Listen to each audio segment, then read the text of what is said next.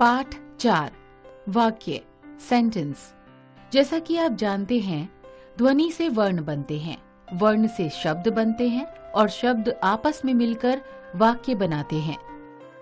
ध्वनि बोलना, वर्ण अ आ ई क ख ग, शब्द आ जमा म बराबर आम, घ जमा र बराबर घर। वाक्य आम खाओ, घर पर चल।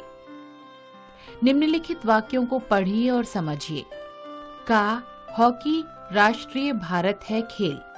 में सबसे कक्षा बुद्धिमान पुनीता है। इन वाक्यों में शब्द बिल्कुल सही हैं, लेकिन शब्दों का क्रम सही नहीं है। भली भांति अर्थ भी स्पष्ट नहीं हो रहा है, इसीलिए हम इसे वाक्य नहीं कह सकते हैं। यदि इनको कुछ इस प्रकार से लिखें, हॉकी भारत का राष्ट्रीय खेल है, पुनीता कक्षा में सबसे बुद्धिमान है। अब इन वाक्यों में शब्दों के साथ शब्दों का क्रम भी सही है और ये अर्थ को स्पष्ट कर रहे हैं, इसीलिए वाक्य हैं। अतः हम कह सकते हैं कि शब्दों का वह सार्थक समूह जिसका अर्थ स्पष्ट हो वह वाक्य कहलाता है। वाक्य के अंग। वाक्य के 2 अंग होते हैं, उद्देश्य यानी सब्जेक्ट, विधेय यानी प्रेडिकेट। उद्देश्य जिसके बारे में कुछ कहा जाए वह उद्देश्य कहलाता है। उद्देश्य के अंतर्गत मुख्य रूप से कर्ता आता है। जैसे सचिन तेंदुलकर बहुत अच्छा खिलाड़ी है। सचिन तेंदुलकर उद्देश्य। इस वाक्य में सचिन तेंदुलकर शब्द उद्देश्य है, क्योंकि वाक्य में इसके बारे में ही बताया जा रहा है और यही कर्ता भी है। विधेय। विधेय में मुख्य रूप से उद्देश्य के बारे में बात की जाती है। उद्देश्य के विषय में जो कुछ कहा जाता है वह विधेय कहलाता है। जैसे सचिन तेंदुलकर बहुत अच्छा खिलाड़ी है। बहुत अच्छा खिलाड़ी है विधेय। इस वाक्य में बहुत अच्छा खिलाड़ी है विधेय है, क्योंकि यह उद्देश्य यानी सचिन तेंदुलकर के बारे में बता रहा है। विशेष। वाक्य में उद्देश्य की पहचान करनी है तो कौन या किसने लगाकर प्रश्न करें। जो उत्तर मिलेगा वह वाक्य का उद्देश्य होगा। जैसे हमारे अध्यापक बहुत अच्छा पढ़ाते हैं। कौन अच्छा पढ़ाते हैं? हमारे अध्यापक। रमा ने आज स्कूल में पुरस्कार जीता। किसने स्कूल में पुरस्कार जीता? रमा ने। अतः हमारे अध्यापक और रमा ने शब्द वाक्य के उद्देश्य हैं। वाक्य में कभी कभी उद्देश्य अकेले आते हैं तो कभी कभी उद्देश्य के साथ उनकी विशेषता बताने वाले शब्द भी आते हैं।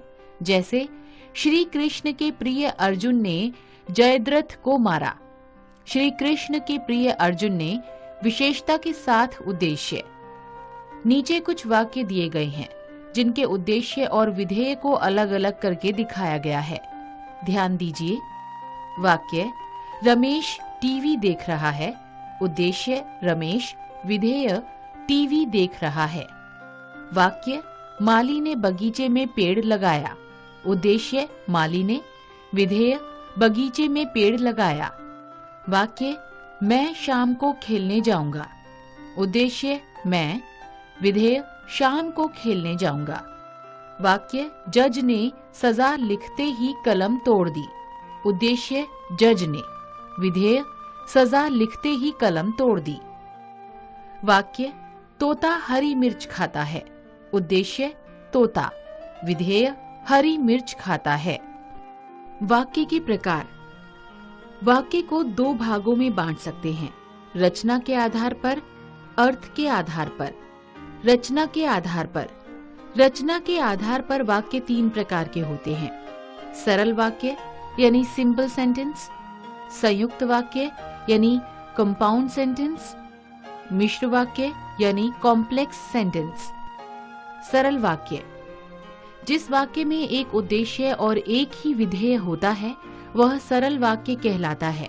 सरल वाक्य अपने नाम की तरह ही सरल अर्थात आसान होता है। जैसे सोनू एक उद्देश्य, कहानी की किताब पढ़ता है एक विधेय। संयुक्त वाक्य।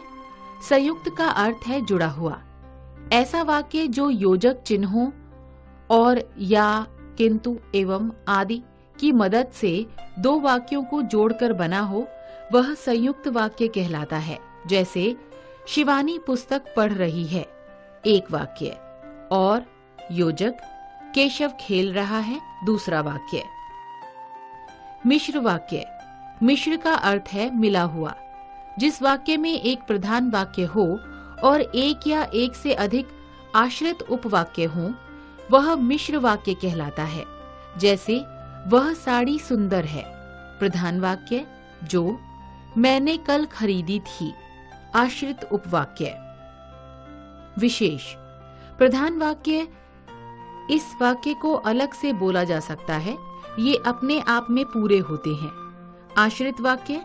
आश्रित का अर्थ है निर्भर, अर्थात ये वाक्य प्रधान वाक्य पर निर्भर रहते हैं, इन्हें अलग से नहीं बोला जा सकता है। मिश्र वाक्यों में जब, तब, जैसा, वैसा, क्योंकि, जो, कि, यदि, तो आदि योजकों का प्रयोग होता है। अर्थ के आधार पर। अर्थ के आधार पर वाक्य 8 प्रकार के होते हैं। विधानवाचक वाक्य। विधानवाचक वाक्य में सामान्य कथन होता है।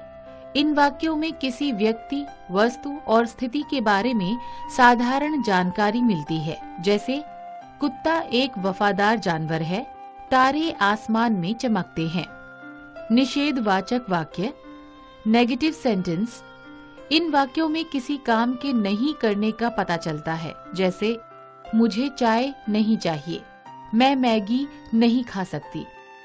प्रश्नवाचक वाक्य, इंटेरोगेटिव सेंटेंस। इन वाक्यों में प्रश्न पूछने की सूचना मिलती है। जैसे तुम्हारे पापा का नाम क्या है, तुम दूध कब पियोगे। आज्ञावाचक वाक्य, इम्परेटिव सेंटेंस। इन वाक्यों में किसी को आज्ञा या आदेश दिया जाता है। जैसे तुम जल्दी तैयार हो जाओ, शांत होकर पढ़ो।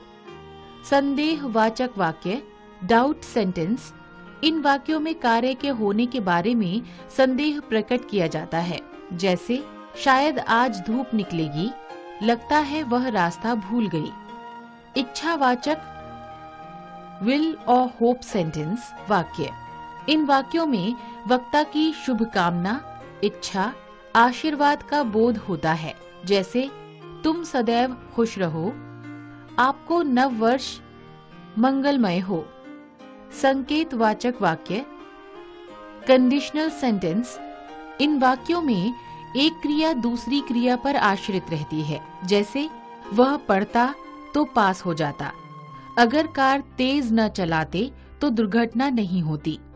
विस्मयादि बोधक वाक्य, एक्सक्लेमेटरी सेंटेंस। इन वाक्यों में घृणा, हर्ष, शोक, विस्मय आदि भाव व्यक्त होते हैं। जैसे छी छी कितनी गंदी है, वाह सहवाग ने क्या छक्का मारा। आओ पाठ दोहराएं। शब्दों का वह सार्थक समूह जिसका अर्थ स्पष्ट हो, वाक्य कहलाता है। वाक्य के 2 अंग होते हैं। उद्देश्य, जिसके बारे में बात की जाए। विधेय, उद्देश्य के बारे में जो कुछ कहा जाए। विधेय में क्रिया, कर्म और पूरक शब्द होते हैं। वाक्य 2 प्रकार के होते हैं, रचना के आधार पर, अर्थ के आधार पर। रचना के आधार पर वाक्य के 3 भेद होते हैं। अर्थ के आधार पर वाक्य के 8 भेद होते हैं।